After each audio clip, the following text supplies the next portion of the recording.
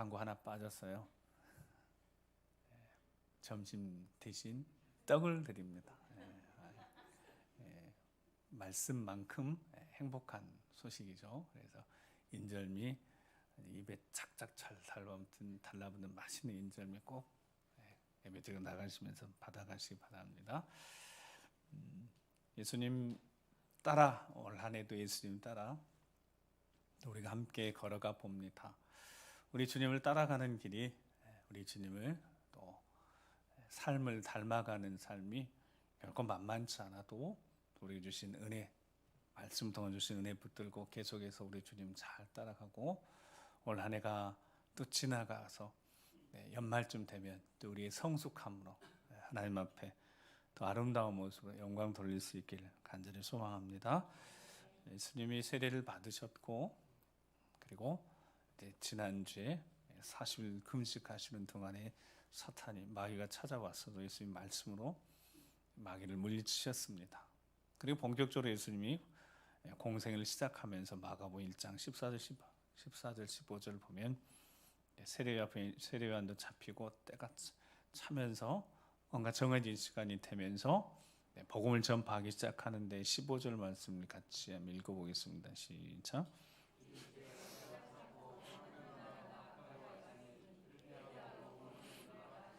아멘. 자, 예수님이 이렇게 공생애를 본격적으로 시작하십니다.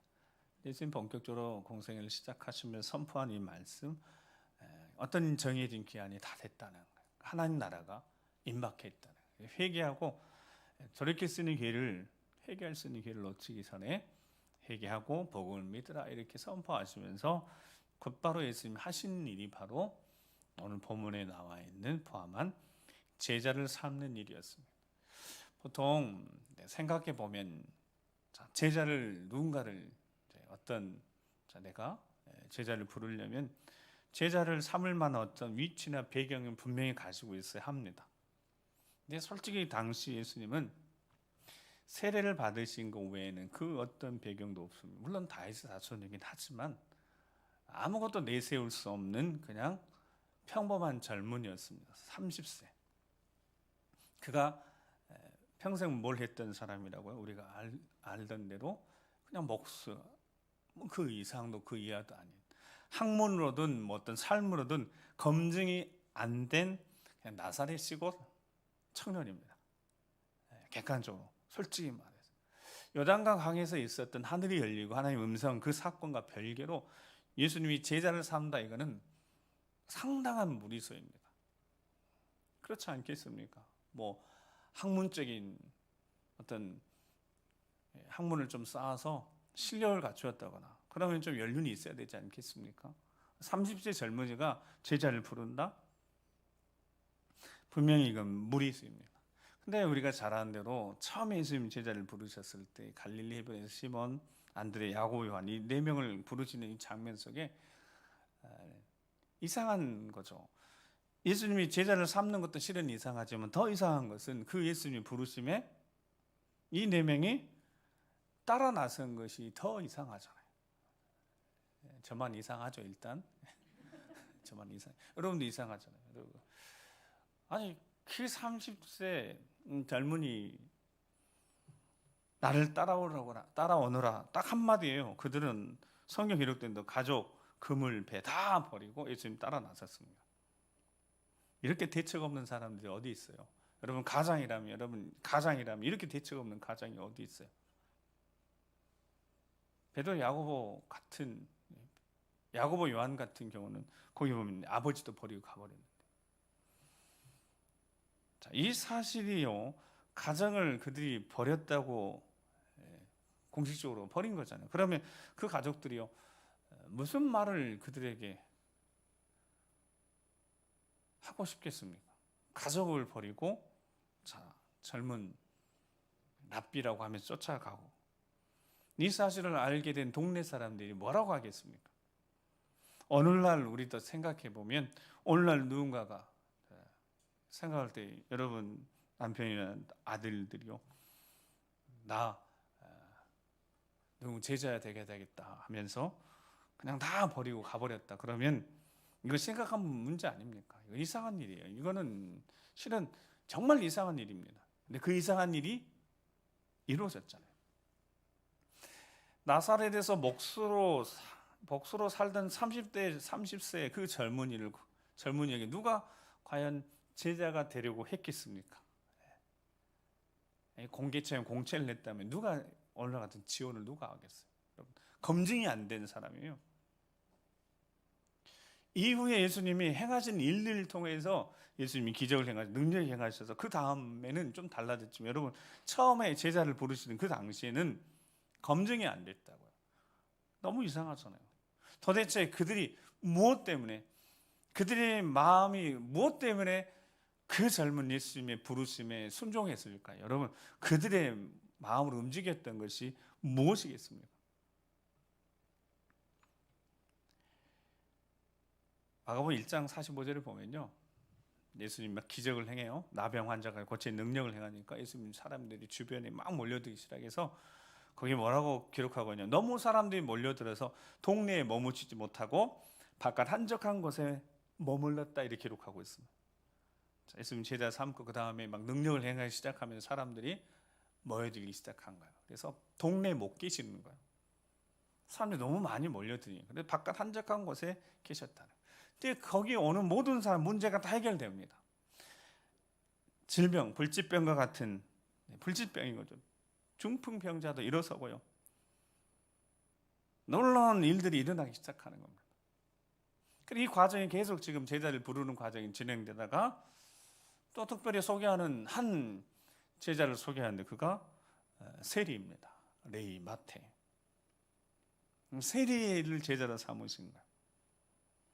그 세리를 제자로 삼으시면서 마가복음 2장 16절 17절에 보면 예수님이 이렇게 말씀하셨어요. 그러니까 이후에 예수님이 제자를 삼는 그 제자의 면면을 보면 이게 얼마나 예수님이 공동체가 우스운 공동체인지 우수한 공동체가 아니라 우스운 공동체인지 우리가 금방 짐작할 수 있습니다. 같이 보고 바리새인의 서기관들이 예수께서 제인 및 세리들과 함께 잡수시는 걸 보고 그의 제자들에게 이르되 어째 세리 및 제자들과 함께 먹는가? 자 17절 시작.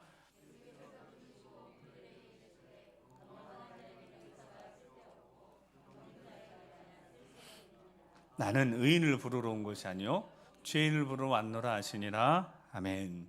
예수님 제자들의 면면을 들여다봐요. 처음에 부류가 어떤 부류였다고요? 어부들. 평생 어부로 살았던 이들. 예수님보다 나이도 훨씬 많고 그냥 별 볼일 없는 이들. 근데 세리를 부르면서는 뭐라고 말씀하셨냐면 내가 의인을 부르러 오지 않고 누구를 부르러 왔다고요? 죄인. 그러니까 이 공동체는 어떤 공동체가 돼버린 거예요? 그렇죠? 세상적으로 별 볼일 없고 그리고 모아놨는데 단 한 사람만 여기 세리 한 사람만 들어가면 그 공동체는 그냥 죄인 공동체가 되는 거예요. 여러분 이 공동체를 누가 들어가고 싶겠어요? 예수님 분명히 말씀하셨습니다. 나는 죄인을 부르러 왔다. 그 당시 세리는 다 죄인이었다고. 그냥 손가락질하는 죄인이에요. 저 매국노 우리 피 빨아먹는 사람 취급도 안 할 정도로 그렇게 아주 공식적인 죄인입니다. 그런데 그 죄인들하고 같이 밥 먹으면서 그를 제자로 삼았어요. 그러니까 그 공동체는 죄인 공동체가 된 거죠. 근데 예수님이요 계속해서 제자를 모집하는 과정에 기적이 나타납니다. 여러분 기적이 나타나는 거예요.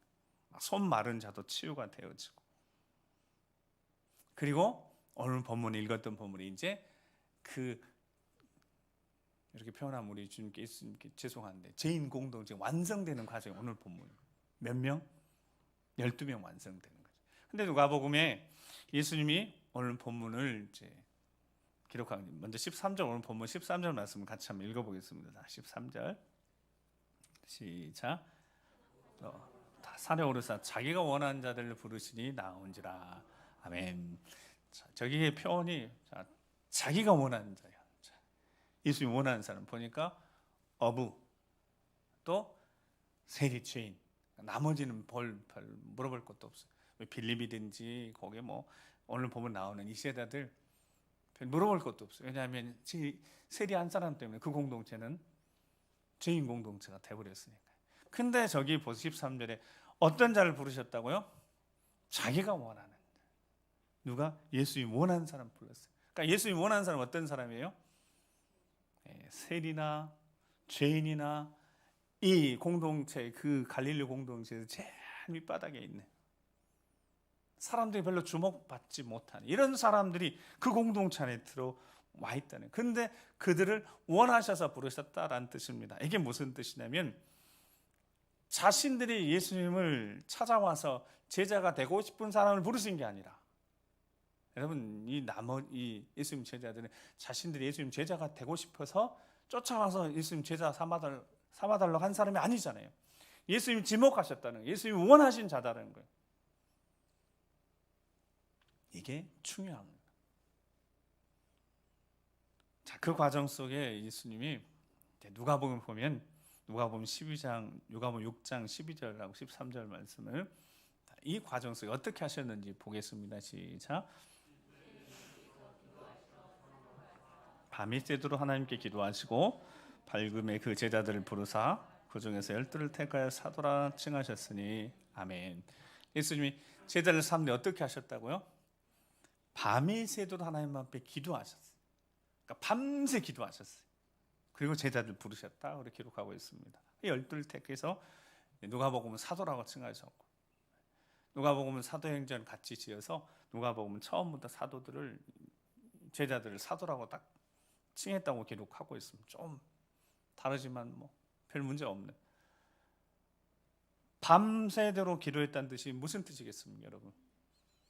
이 제자들을 부르시는데 예수님이 그만큼 그 선택이 아주 중요했다는 거. 밤새 기도하시면서, 하나님 앞에 기도하시면서, 하나님 앞에 묻고 기도하시면서요, 밤을 새도록 기도하신 다음에 제자들 부르셨다는 거예요. 12명.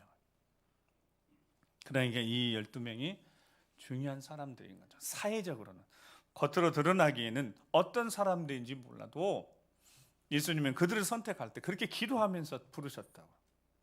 자기가 원하는 자들을 부르시는데 그냥 부르신 게 아니에요. 자, 그 부르심을 다시 한번 보면, 이 장면을 다시 한번 보면 예수님이 원하셔서 기도하면서 부르신 이유가 있을 것이고, 도대체 그들이 예수님 부르심에 나를 따르라 했을 때 그들의 마음이 어떻게 움직여서 예수님을 따르게 되어졌는지 다시 한번 살펴보겠습니다. 마가복음 1장 16절에서 18절 말씀을 같이 한번, 잘하는 말씀이니까 읽어보겠습니다. 시작.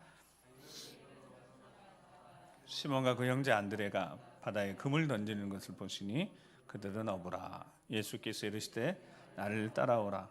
내가 너희로 사람을 낚는 어부가 되게 하리라 하시니 곧 그물을 버려두고 따르니라. 아멘. 자, 18절 보면 마가복음에서 중요한 단어가 있는데 그것이 곧이라는 단어입니다. 곧이라는 단어가 무슨 뜻이에요? 바로, 즉시, 지체하지 않고. 자, 이 장면을 딱 보면 예수님이 해변을 지나시다가 시몬하고 형제 안드레를 딱 봅니다. 그들이 바다에 금을 던지는 거 보시고 그들은 어부돼요. 예수님이 그들에게 대해 나를 따라오라 하니까 내가 너희로 사람을 낚는 어부가 되게 하리라 하니까 어떻게 했다고? 그들이 곧, 마가복음이 정말 중요한 단어예요. 곧, 지체하지 않고 즉시 그물을 버려두고 따랐다라 기록하고 있어요. 여러분 가만히 생각하면 그리고 야고보, 요한도 마찬가지예요. 이 사람들은 도대체 생각이 있는 사람들인지 생각이 없는 사람들인지, 자신의 인생에 걸린 문제를요 생각도 안 하고 그냥 신중하지 못하게 선택을 합니다. 저 장면을 보면 그래요. 아니, 인생에 걸린 문제인데 자신의 삶의 터전을 포기하고 가족을 포기하고 미래까지, 자녀까지 포기한 일인데 여러분 이렇게 생각이 없이 무작정 결정을 하는 겁니다. 자신들이 버리고 포기한 대상이 다른 게 아니에요. 가족입니다. 자신들이 평생의 가업인 호수와 바다, 금을 이거 버리는 거예요. 그러면 이 결정을 할 때, 이 결정 버리고 뭔가를 선택했을 때 이 선택이 어마어마해야 되는 거죠. 적어도 이거에 비교해서 훨씬 더 큰 거여야 되는 거죠. 뭐 기회비용이라고 어떤 걸 선택할 때요 딱 저울질 해보는 거예요. 그러면 내가 가지고 있는 것을 버리고 이것을 선택한다 그랬을 때 이것이 터무니없이 너무 부족하고 그러면 이 버릴 거 못 버리는 거죠. 붙들고 있어야죠. 여러분 보십시오. 그들은 누굴 선택했다고요? 예수님 선택했어요. 자, 그들이 버리는 것이 어떤 걸 버렸다고요? 가정을 버리고, 가족을 버리고, 일터를 버리고, 미래까지 버렸습니다. 도대체 이들이 예수를 선택한 이유가 뭐겠습니까? 거기 내용을 보면 나를 따라오너라, 따라오라 하신 다음에 뒤에 17절에 뭐라고요? 17절 말씀 다시 한번 시작. 내가 너희로 사람을 낚는 어부가 되게 하리라. 아멘. 자, 이게 예수님의 비전이셨습니다. 내가 너희를 어떻게 만들 것이다? 사람을 낚는 어부로 만들 것. 이게 예수님 비전이었다. 그러니까 뭔가 그들의 마음이요 울림이 있었던 거죠. 그들의 마음속에 뭔가 이렇게 와닿는 것이 있었던 거죠. 뭘 할 만큼? 가정과 일터와 미래까지 다 포기할 만큼 그들의 마음속에 뭔가 쿵하거나 뭔가 가슴에 찡하거나 뭔가 가슴에 와닿는 것이 있어서 여러분 결정했죠. 이 사람들이 보니까 생각 없이 그냥 결정을 갖긴 해요. 무작정 따라갔잖아요. 근데 뭔가 있어서 예수님 따랐지 않겠습니까? 아무리 생각하고 제가 또 묵상해 봐도 다른 게 없어요. 그게 예수님 마음이셨어요. 마음. 예수님의 비전. 내 인생의 비전, 목표가 있는데 너희들도 그렇게 나와 똑같은 비전을 갖게 내가 만들 것이라는 거예요. 그 예수님의 인생의 비전과 목표가 다른 게 아니라 관심이 사람이라는 거예요. 사람. 하나님의 형상 따라 지음받은 사람이라는 거예요. 고기가 아니라. 그들은 그 전까지 뭐 하는 사람들이었어요? 고기가 인생의 목표였어요. 어디에 가면 고기를 많이 잡고 어느 때 가면 고기를 많이 잡고 고기를 많이 잡으면 어떻게 하고 그물손질은 어떻게 하고 여러분 이게 엄청 그들의 삶의 목표였어요. 생각이 가득 찼습니다. 근데 예수님 말씀은 이제부터는 고기가 아니라 나와 똑같은 사람을 살리는 너희 인생의 목표가 달라져야 한다. 내가 그렇게 인생의 목표, 비전, 방향을 다 바꿀 것이다. 여러분 이게 예수님의 가르침의 핵심인 거예요. 즉 변화, 관점의 변화, 삶의 변화, 추구하는 것이 달라지는 거, 붙드는 것이 달라지는 거, 관심이 있는 거 달라지는 거. 이게 예수 그리스도 우리 주님을 따라가는 사람들의 중요한 신앙에서 가장 중요한 관점의 변화입니다. 여러분, 그러니까 예수 그리스도를 따라가고 예수 그리스도를 믿는다는 거, 요 제자들하고 똑같이 완전히 바라보는 것, 생각하는 관심이 다 달라진다는 거예요. 아무리 생각해봐도 그들의 강력한 이끌어가는 그 이끌림 다른 게 없어요. 예수님이 말씀하신 그 말씀 속에 들어있다면 그게 예수님의 심장, 가슴, 그 젊은이의 눈빛 속에서 그들을 내가 너희를 사람이 낚는 어부가 되게 하리라. 이 비전을 듣고 그들이 버렸어요. 아직 검증되지도 않은 젊은 청년에게 자기 인생을 다 걸었다. 여러분, 사람은 보통 어떨 때 후회해요? 너무 급하게 이렇게 선택을 하고 결정하면 나중에요 후회가 돼요. 그때 좀 더 이렇게 생각해 볼 것. 상황과 정황을 충분히 잘 살펴보고 좀 더 내가 기다려보고 결정을 할 것을 이런 생각을 하게 된다. 그러면 이제 후회가 되는 거죠. 그때 그랬어야 되는데 너무 급하게 선택했구나. 이런 후회가 생기게 되어집니다. 정말 제자들은 그럼 예수님 따라 특별히 네 제자들만 생각하면 여러분 제자들이 나중에 후회했을까요? 내가 그때 너무 성급했다. 내가 그렇게까지 할 필요는 없었는데.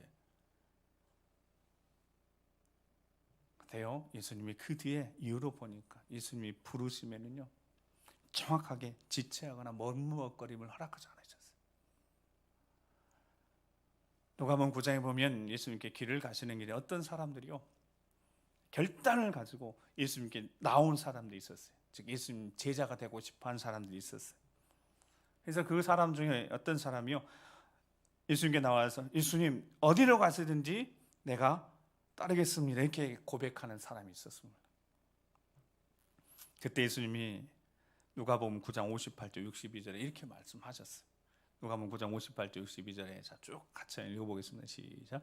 예수께서 이르시되 여우도 굴이 있고 공중의 새도 집이 있으되 인자는 머리 둘 곳이 없도다 하시고 또 다른 사람에게 나를 따르라 하시니 그가 이르되 나는 먼저 가서 내 아버지를 장사하게 허락하옵소서.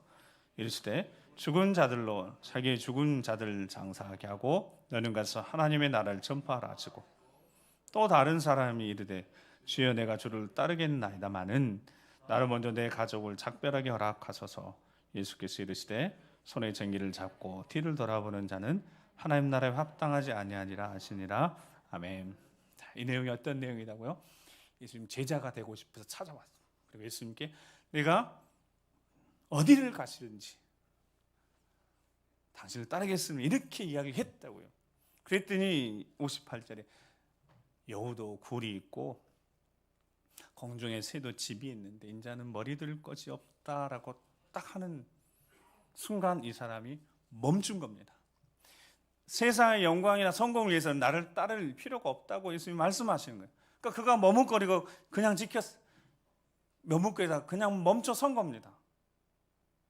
마음이 멈춰 선 거예요. 예수님을 따라가겠다고 결심한 작심이 있는 그 마음이 멈춰 선 겁니다. 이렇게 머뭇거리고 있을 때 그 모습을 지켜본 어떤 사람에게 예수님이 나를 따라 이렇게 말씀하시는 거예요. 근데 그 사람이 네 알겠습니다 하고 먼저 아버지 장례를 내가 치르고 좀 따르겠습니다 그랬더니 예수님이 그래 아버지 장례 잘 치르고 잘 치러드리고 나 따라 이렇게 하셨나요? 아니요. 죽은 자들은 죽은 자들에게 맡기고 너는 지금 하나님 나라 가서 하나님 나라 전파하라 이렇게 말씀하셨습니다. 근데 그도 마음이 그냥 멈추고 맙니다. 그 장면을 보고 있던 또 한 사람이요. 자기가 이렇게 이야기합니다. 주여 나는 저들과 같지 않습니다. 내가 주를 따르겠습니다. 대신 적어도 장례를 치르는 기간은 엄청 시간이 걸리지 않겠습니다. 내가 가족과 작별하는 시간은 좀 갖고 오겠습니다. 그 짧은 시간 정도는 당연히 허락하실 줄 알았죠. 근데 예수님이 말씀하지 않으세요. 그렇게 하지 않으십니다. 너무 단호하게 분명하게 말씀합니다. 손에 쟁기를 잡고 이미 밭을 갈기 위해 쟁기를 잡았다면 뒤돌아보면 안 됩니다. 뒤를 돌아보는 자는 하나님 나라에 합당하지 않다라고 말씀하셨습니다. 여러분 이 세 가지 이야기가 세 사람 이야기가 어떤 이야기예요? 예수님을 따르고자 찾아왔고 결심하고 결단했는데요. 예수님을 따르는 길이 세상적으로 안정이나 번영 이거하고 성공 상관없는 일이라는 거예요. 경제적으로 여유롭지 못할 수 있다는 거예요. 가족의 장례가 있는데 그 장례를 치르지 못할 정도로 복음을 전해야 되는데 예수님 따르는 일이 불효자가 될 수도 있는 것이고 심지어 가족과도 작별 인사도 하지 못할 정도로 이거 매정한 사람이 되는 너무도 많은 희생을 감수해야 되는 것이라고 알려주는 겁니다. 근데 이게 누가복음 9장이잖아요. 처음에 부르셨던 그 장면을 생각하면 제자들에게 그렇게 일일이 다 말씀하셨을까요? 야, 나를 따르면 이런 일들이 많은 걸 희생해야 되는데 이렇게 말씀하셨는데 아니 그렇게 말씀하지 않으셨어요. 그냥 나를 따라 오라 이렇게 말씀하셨어요. 내가 너를 사람의 낭 어부가 되게 하리 이렇게만 말씀하셨습니다. 그런데 그때 다 버리고 예수님 따랐지 않습니까? 그러니까 예수님이 계속해서 제자들 부르신 다음에 계속해서 사역을 하시면서 말씀하셨던 겁니다. 기회가 있는 대로 예수님을 따르게 하는 선택이 얼마나 힘들고 어려운지를 계속해서 말씀하셨던 겁니다. 심지어 이렇게까지 말씀하셨습니다. 마태복음 16장 24절 25절 잘하는 말씀 같이 읽어보겠습니다. 시작.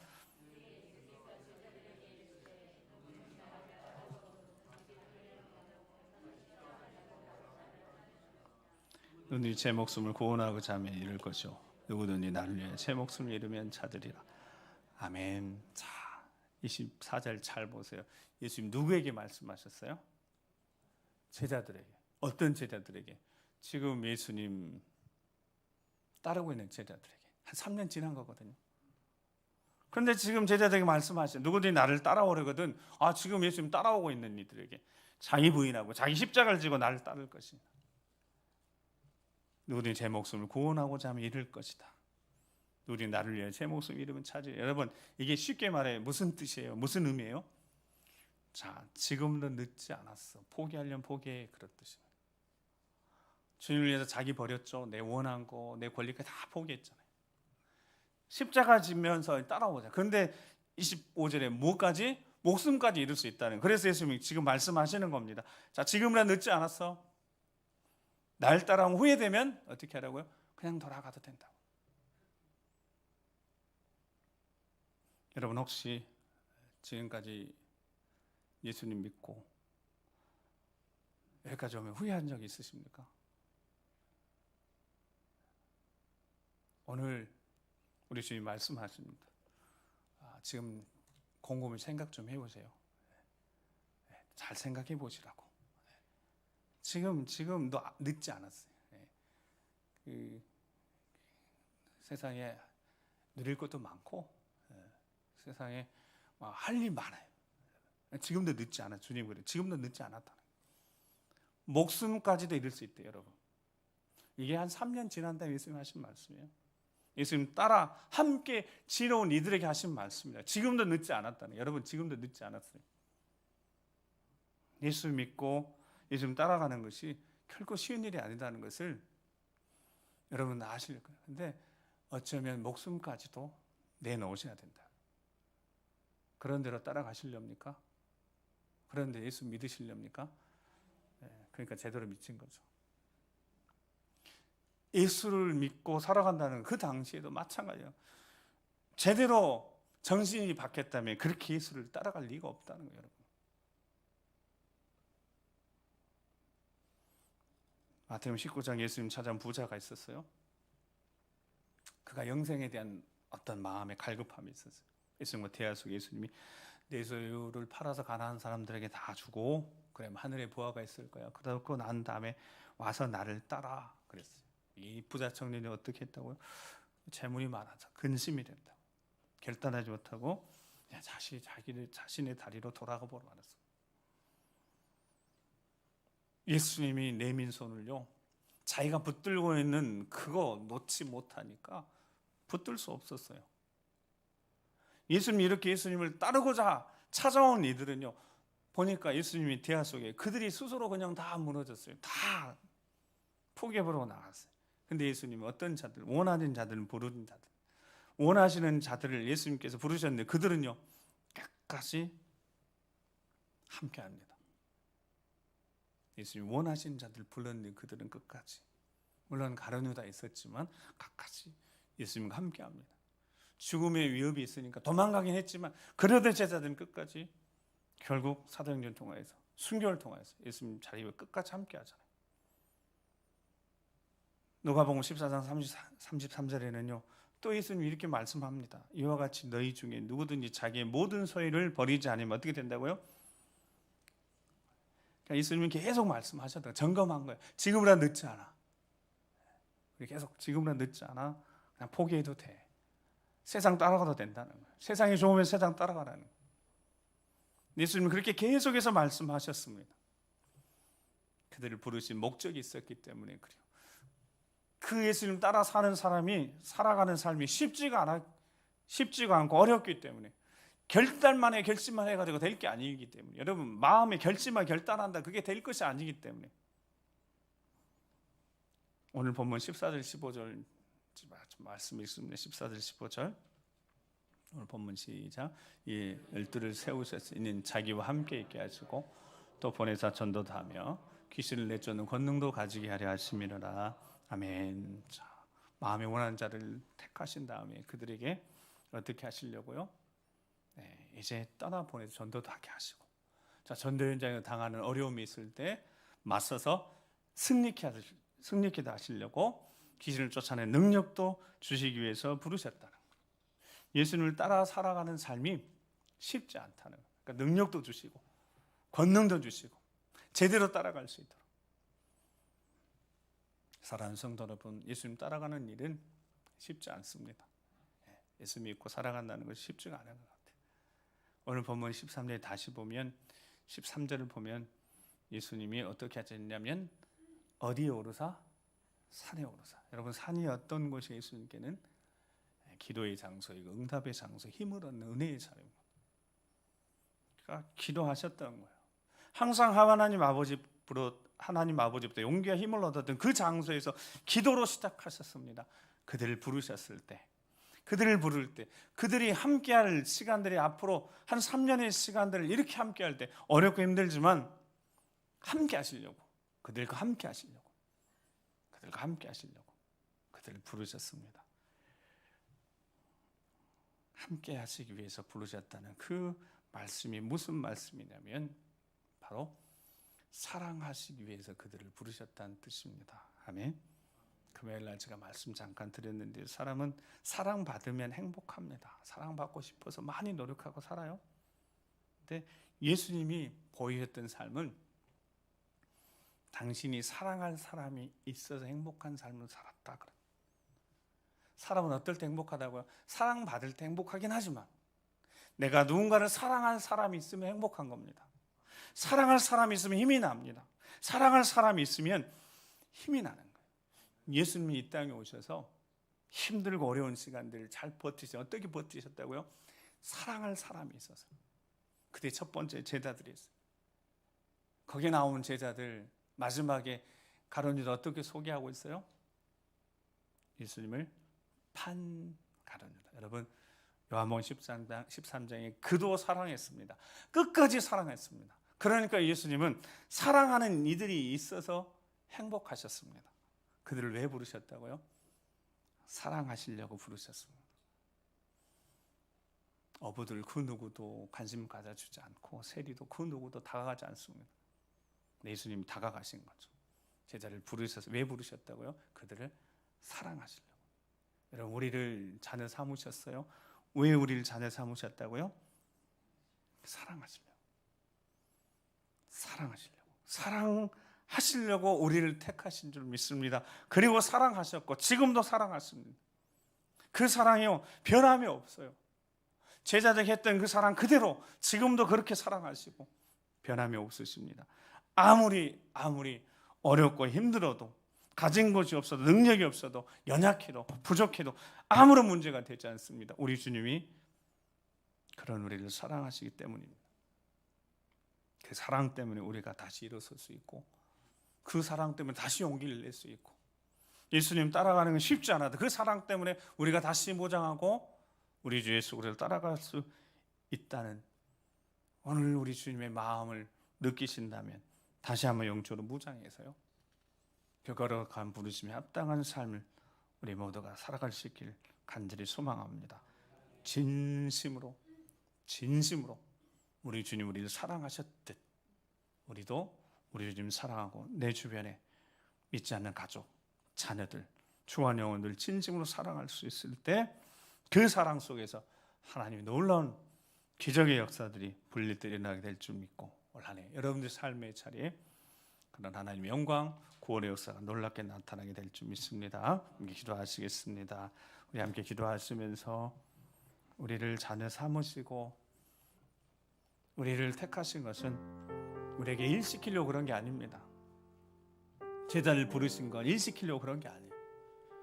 사랑하시기 위해서 1차적인 목표가 사랑입니다. 사랑하면 일하게 되어지고, 사랑하면 헌신하게, 사랑하면 충성하게 되기 때문에 일 시키려고 그런 게 아니라 사랑하시려고, 그 사랑에 충만하게, 그 사랑에 충만히 젖어 드셔야 합니다. 그 사랑에 오늘 우리 마음들이 다 적셔져야 합니다. 메마른 심령들에게 우리 주 예수의 사랑의 담비가 내려질 때 그 마음이 촉촉히 채워져서 그 사랑으로 충만해져야 합니다. 그러면 모든 문제 해결되어집니다. 주여, 내 마음속에 우리 주 예수의 십자가 사랑으로 충만하게 채워주시옵소서. 그 사랑 때문에 다시 일어날 수 있고, 그 사랑 때문에 다시 전진할 수 있고, 그 사랑 때문에 승리할 수 있다는 걸 말씀하셨으니 십자가 사랑 충만하게 채워주시라고 주여 한번 우리 기도하겠습니다. 주여, 아버지 하나님, 우리 마음속에 메마른 심령 가운데 오늘 말씀을 통하여서 우리를 택하신 것이, 제자들을 택하신 것이 사랑하기 위해서, 사랑해 주시기 위해서 끝까지 변함없는 사랑, 뜨거운 사랑으로 모든 것 덮어주는 그 사랑으로 품어주시려고 찾아오셨고, 그들을 부르셨기에 그들이 두 손 들고 모든 것 버리고 예수 그리스도를 따랐던 것처럼 오늘 우리 결단합니다. 우리를 사랑하신, 모든 것 내어주는 그 사랑 때문에 다시 우리가 열심히 결단하고 충성된 자들 되게 하시고, 주님 부르시는 그 순간까지 평생 헌신하며 충성하며 말하지 않더라도 예수 그리스도를 주님 위해서 거짓 충성하고 옆에 영원한 삶을 살아가는 우리 모두가 되게 도와주시옵소서. 거룩하신 아버지 하나님 감사합니다. 우리를 사랑하실 때 끝까지 사랑해 주심 감사합니다. 가룟 유다까지 사랑하셨는데 우리 가룟 유다처럼 주님을 배신하고 배반하고 마음 아프게 하고 살아온 우리 인생 다시 한번 주님이 뜨겁게 사랑하신다고 말씀해 주셨으니 그 사랑 때문에 다시 한번 용기 얻게 하시고 힘없게 하시고 그 사랑에 인해서 맡긴 사명 충성하여서 아버지 앞에 영광 돌려드리며 우리 사랑하는 자녀선들 살려내며 믿음으로 세워내며 하나님 기뻐하시는 믿음의 가정 잘 세워가는 우리가 되게 도와주시고 주의 몸되게 세우도록 이끌어 인도하여 주시옵소서. 함께 해주실 것을 믿고 감사드리며 존귀하신 우리 구주 예수 그리스도의 이름으로 축복하며 기도드립니다. 아멘.